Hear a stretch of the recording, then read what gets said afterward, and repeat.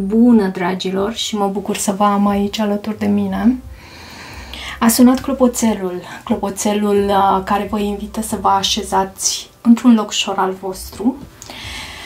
Vă invită să vizionați și vă invită, dacă vă doriți, să vedeți ce face persoana voastră, să urmăriți acest video și de asemenea și eu vă invit în acest spațiu. De data aceasta am vrut să fie unul altfel. M-am așezat pe covorul meu, mi-am pus sărează-mi două pernuțe și am zis să schimb setup-ul. E ca o schimbare de vibe pentru mine, pentru că ieri am decis să ies să explorez prin preajmă, prin împrejurimi, să văd ce și cum găsesc lucrurile mele din copilărie și oamenii și spațiul și locurile. Și să știți că s-ar putea să las și câteva imagini într-o postare pe acest canal. Să știți că am niște priveliști minunate prin preajma mea. Am fost în pădure și a fost minunat, a fost ca un moment de reîncărcare, chiar dacă nu am făcut mare lucru, dar l-am simțit ca un vibe diferit.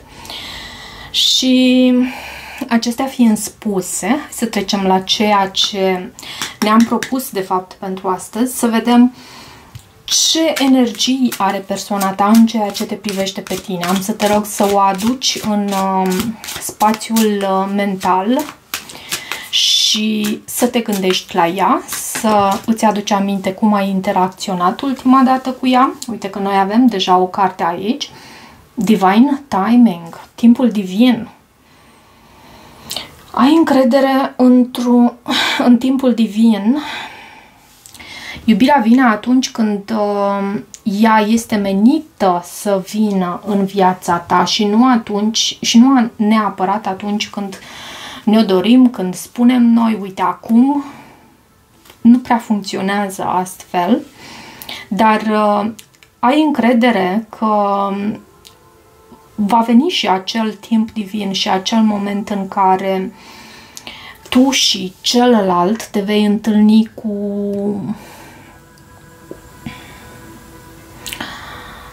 văd aici sparks. Vor fi sclipiri între voi, vor fi acele sclipiri în ochi. Și văd și faptul că vă veți surprinde unul pe celălalt cu gesturi de iubire. Văd acest card aici.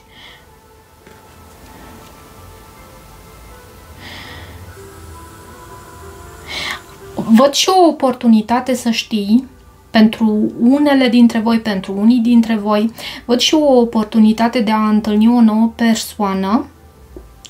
O nouă oportunitate este pe cale să ți se prezinte, care te poate conduce spre o nouă persoană. Deci nu neapărat această persoană la care tu te-ai gândit. Asta, bineînțeles, dacă tu vei dori să îți accepti această nouă persoană sau, mă rog, să accepti să mergi pe drumul acela cu o nouă persoană. Bineînțeles, asta dacă tu îți vei dori să faci acest lucru. Să ne întoarcem însă la persoana ta și să vedem ce simte în această perioadă. Am să folosesc acest pachet Damaged Confessions, pachetul meu verde cu mesaje, în care vreau să văd ce simte cu adevărat pentru tine această persoană. Ce simte cu adevărat pentru tine această persoană? Ce simte?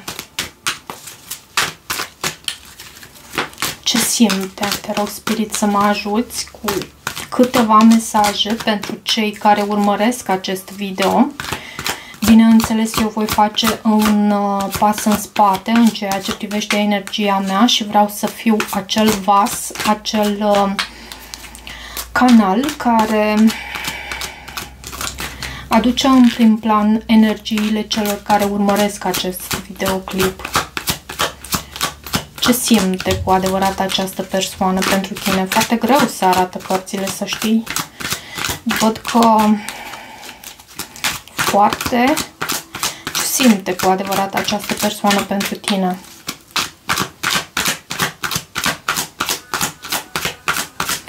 Ce simte? Te rog, uite, este o carte care este întoarsă aici. Future faking. Promisiuni false. Poate că în ultimul timp ați comunicat destul de mult și sunt mai multe. Sunt mai multe întoarse în pachetul meu, nu știu de ce. Manipulare văd aici, dorința aceasta de a te prinde așa ca într-un laț. Dar promisiuni false. Și ceva ce această persoană cam regretă acum, niște acțiuni impulsive din partea sa, un moment de turn, poate să se fi petrecut între voi, o alegere greșită, poate o despărțire. Și această persoană înțelege faptul că iarba nu a fost mai verde de partea cealaltă, deci și e și rușinată. E ceva ce tu, fără să îți dorești, ai învățat această persoană cumva, îi pare rău de ceva anume. Poate a plecat într-un moment impulsiv și în care considera că va fi mai fericit cu altcineva, însă nu a fost să fie cazul. Poate a plecat într-un moment în care și-a dorit să îți arate, să îți demonstreze că poate să fie fericit și fără tine, însă iarăși mă repet, nu a fost să fie cazul. Și asta pentru că fericirea noi nu avem cum să ne o construim pe nefericirea altuia.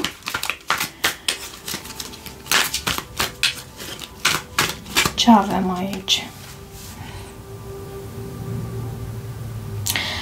E ceva ce această persoană ascunde, uite. They don't need to know that. Aceste persoane nu au nevoie să cunoască aceste lucruri, poate pe care tocmai ți le-am transmis eu și da, mi-a picat răspunsul.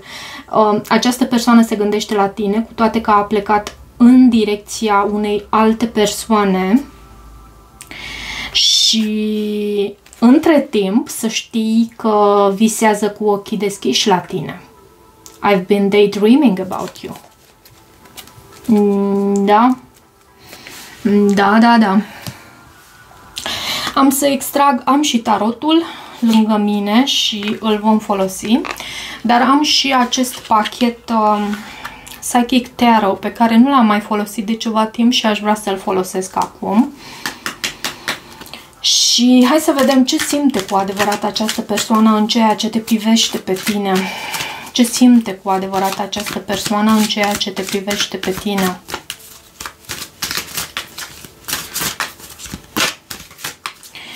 Cumva universul te ghidează să îi predai controlul cumva, să îi predai controlul nu altcuiva din viața ta, cât universului. Să îl lași să lucreze. Și uneori universul, bineînțeles, lucrează și prin intermediul oamenilor din viețile noastre. Să îl lași să te surprindă, să lași ca timpul divin să lucreze în această situație. Văd moving on aici. Această persoană într-adevăr încearcă din răsputeri să se îndepărteze, într-adevăr încearcă să își mute cumva punctul de focus, punctul acela de concentrare, de canalizare a energiei sale asupra a altceva, însă să știi că nu prea îi iese. Deși este o persoană destul de puternică, este și în conflict mental această persoană. Este și în conflict mental și cumva parcă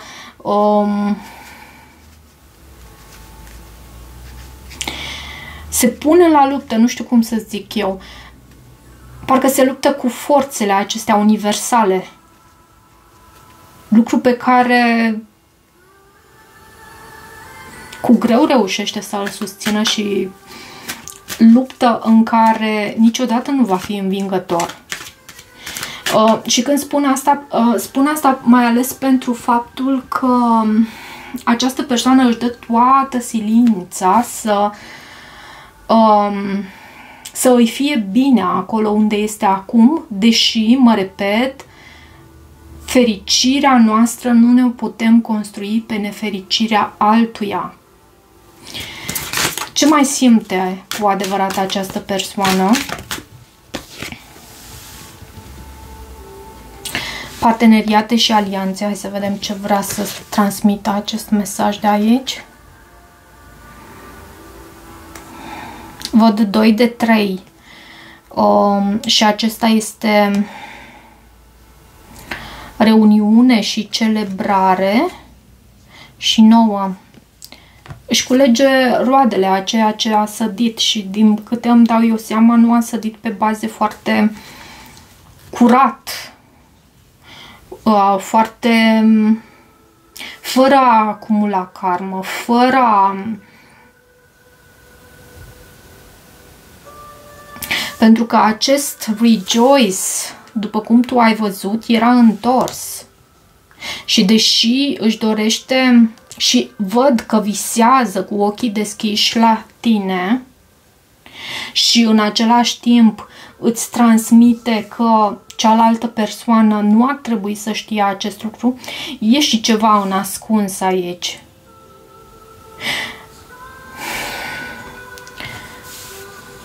Și eu cred că e ca un act de bravadă pentru această persoană faptul că a plecat, cumva a vrut să și demonstreze că poate. Că poate să plece. Văd aici acest triumf care reprezintă și cardul faetonul. Vedem și victorie și succes de asemenea. Da, a avut loc o plecare aici. Din câte îmi dau eu seama, nu ești împreună cu această persoană. Și ești invitată din partea Universului să lași lucrurile, să predai controlul Universului, nu altcuiva, să predai controlul Universului, nu unei anumite persoane. Și această persoană a încercat să-și construiască fericirea într-o altă parte, însă, în secret se gândește la tine. În secret se gândește la tine. Ok, hai să vedem tarotul ce ne transmite. Ce simte cu adevărat această persoană? Ce simte? Și în secret cred că își dorește și reuniune cu tine. Ok. Ce simte cu adevărat această persoană? Uite, își dorește reuniune cu tine. E o confirmare. Acest 3 de cupe este o carte a reuniunilor. Chiar dacă acest card a ieșit inițial întors, ce avem aici? Regina de cupe. Tu poți să ai și foarte mult apă pe harta natală. Regina de cupe reprezintă... și ce frumos, văd și 2 de cupe aici.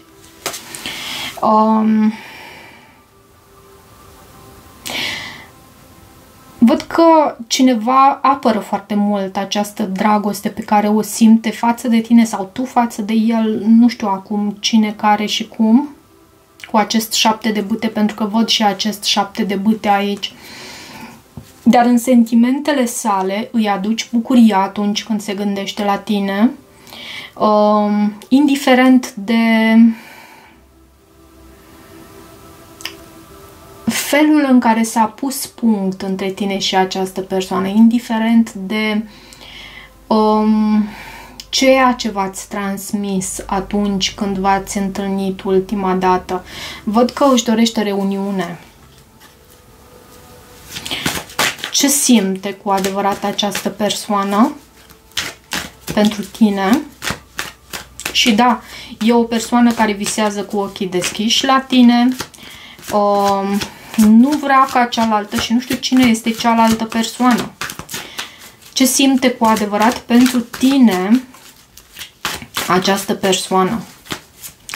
Ce sentimente avem din partea acestei persoane în ceea ce te privește pe tine?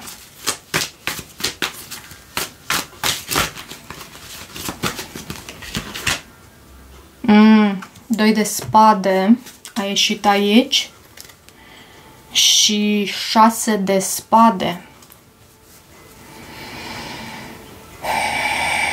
Sentimentele sale adevărate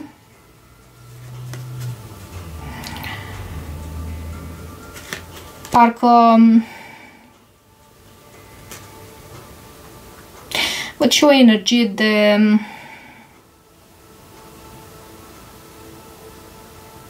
cumva de a-ți arăta cine este el cu adevărat, că poate și fără tine, că poate și fără această reuniune, cumva, deși din adâncul sufletului asta își dorește, această reuniune, blochează acest lucru și în mod conștient își spune că nu, de fapt eu nu simt acest lucru, dar e un lucru vizibil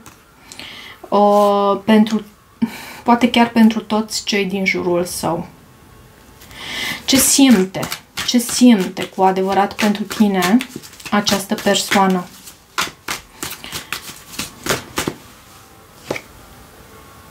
Șapte de spade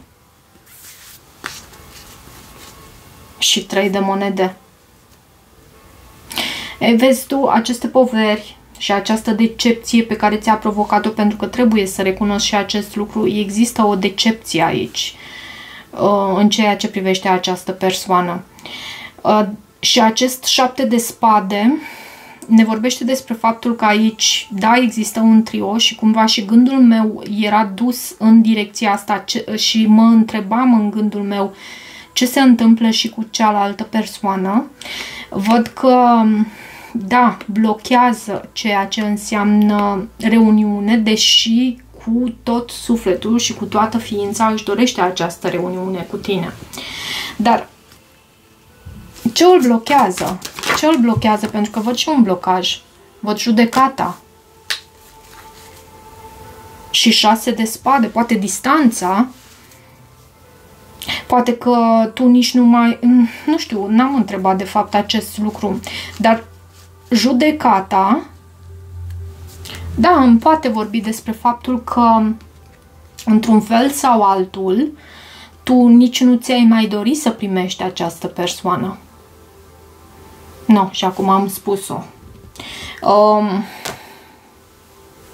Pentru că judecata a ieșit în provocare. Hai să întreb, ce simți tu cu adevărat pentru această persoană? Ce simți tu cu adevărat pentru această persoană?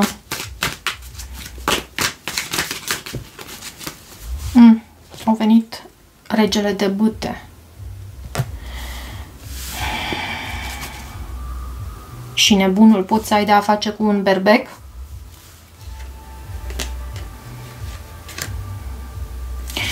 Îți dorești un nou început până la urmă?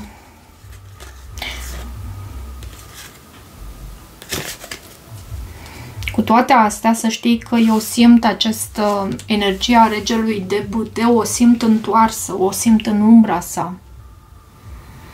Cred că ai avut de a face cu o persoană care și-a dorit cumva aventură, și-a dorit să trăiască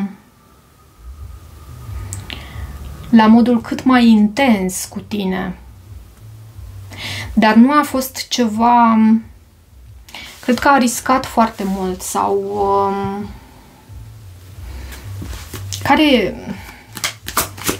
Ce simți tu pentru această persoană? De ce acest rege de bâte? Era nebunul la baza pachetului și nebunul ne vorbește uneori și despre anumite riscuri și anumite acțiuni riscante. Da, vine cu aventură Și văd, a venit 6 de spade și este a 3-a sau a 4-a oară când se repetă acest 6 de spade și a venit întors.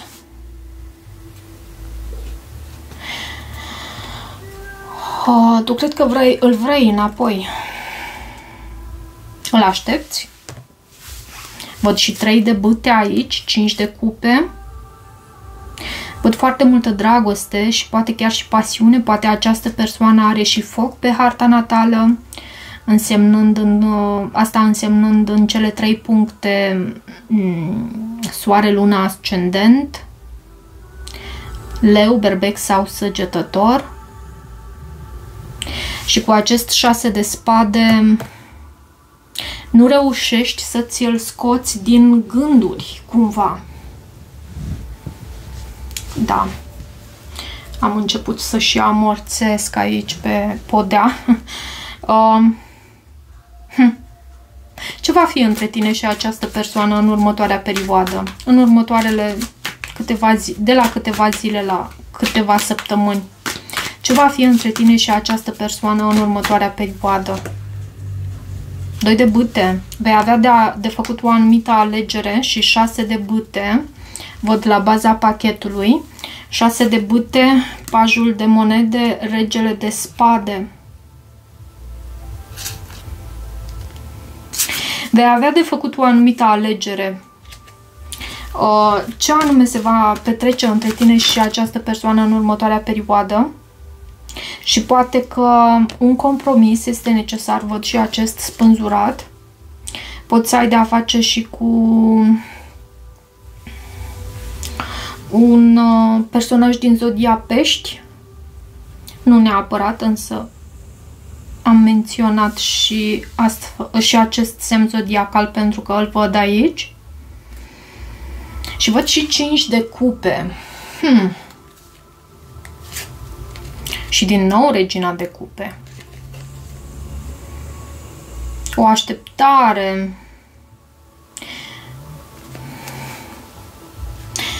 Și poate chiar compromis. Care e sfatul pentru tine aici, din partea sinelui tău înalt, sinelui tău din viitor, cel care te cunoaște și știe ce e mai bine pentru tine? Care e sfatul pentru tine aici?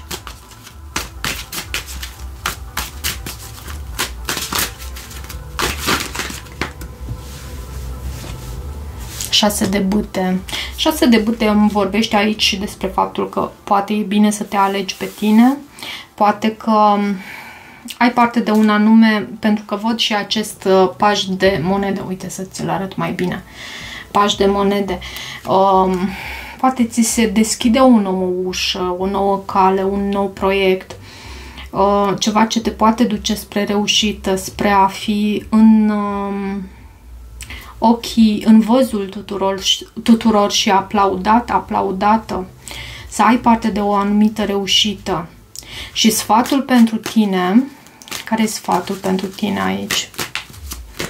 Care e sfatul pentru tine? De ce acest 6 de bâte aici?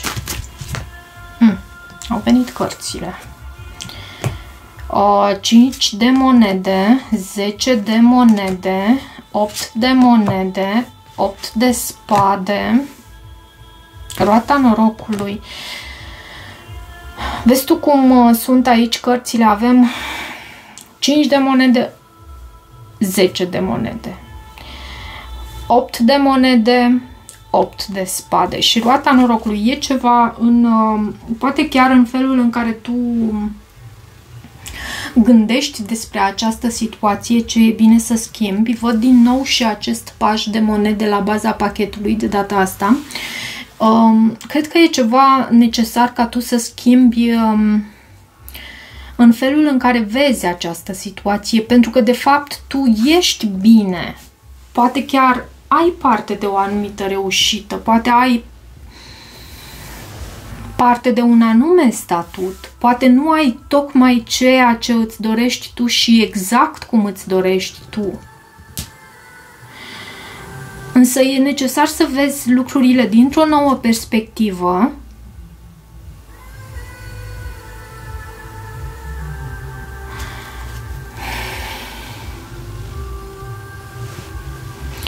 Mai dă-mi un sfat aici pentru tine. Ce ar trebui să faci tu? Ce ar trebui să faci tu? Nebunul. Să pășești în necunoscut. Și turnul. Să lași în urmă poate chiar această conexiune și nu neapărat această conexiune, cât această așteptare a acestei persoane. Știm că așteptările în genere nu aduc fericire și în cazul de față cu atât mai mult. Lasă timpul divin să lucreze aici. Această persoană nu este fericită acolo unde este și se gândește și visează cu ochii deschiși la tine. Și hai să văd ce mai vreau să mai extrag, pentru că mai am un pachet aici de cărți lângă mine. Aș vrea să extrag pentru voi ce prognostic avem aici pentru tine și această persoană. Veți rămâne împreună sau nu? Veți ajunge să rămâneți împreună, să fiți împreună, de fapt. Veți ajunge să fiți împreună sau nu? Temperanța, timpul va spune. Și eremitul. Veți ajunge să fiți împreună. Veți ajunge să fiți împreună? De ce temperanța? Ok, avem câteva cărți. Văd 9 de spade, 6 de spade, cavalerul de bâte, magicianul.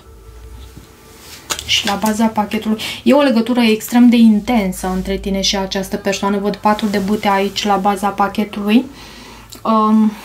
Da, cumva, cu toate că încerci să îți vezi de viața ta, e ceva care tot revine aici. Fie sunteți într-un context în care vă întâlniți destul de des și automat e foarte greu să nu aveți de a face unul cu celălalt și în același timp să nu vă gândiți unul la celălalt.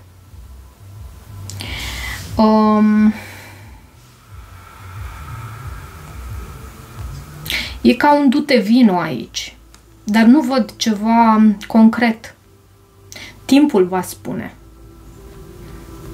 Timpul va spune dacă veți rămâne împreună sau nu. Însă nu știu, aș putea să spun chiar că e 50-50.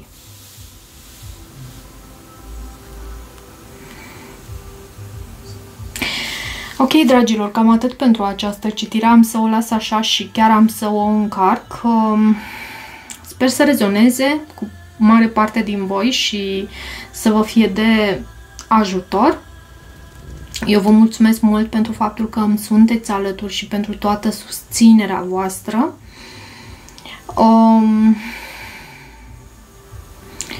Cu siguranță vor veni și citirile pe zodii, însă, așa cum v-am spus, în această perioadă vibe-ul nu l-am simțit potrivit pentru a face așa ceva. Adică nu vreau să induc din starea mea negativă și cu toții trăim și stări din acestea. Și cam atât am eu de spus. Ne vedem și ne revedem curând.